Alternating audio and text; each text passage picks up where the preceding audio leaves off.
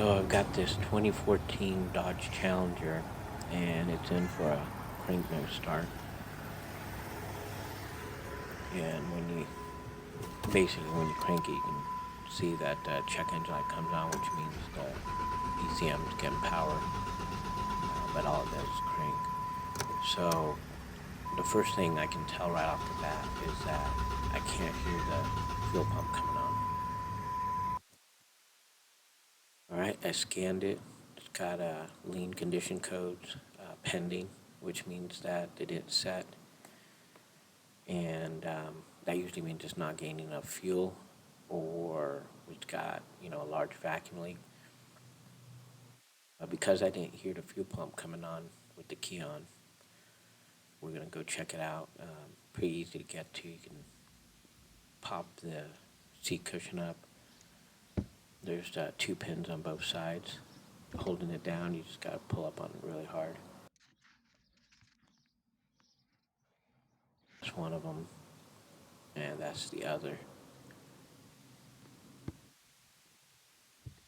Alright, then you got to lift up this little insulation and pull out the little rubber cap here, holding the wiring loom in to the fuel pump.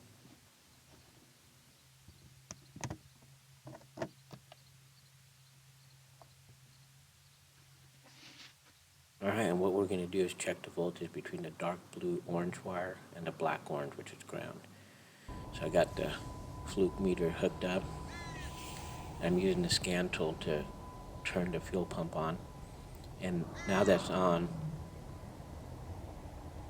you can see that the voltage jumps up to 12 volts. So we know from the ECM, the driver line, everything works. And I don't hear the pump running, so I'm going to tap it. And you can barely hear it, but it started to run. So that's usually what happens when you tap a pump. Now if you come over here back to try to crank it over, you can almost hear it wanting to start. Like it got a little bit of fuel pressure from hitting the pump. So that's basically how you check it out. You can tap on the pump, make sure you're getting good voltage there. That checks everything from the ECM, fuses, all the way up to it.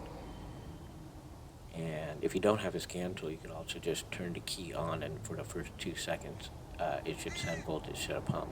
That's called the pump prime. So that's another good way of being able to check it out.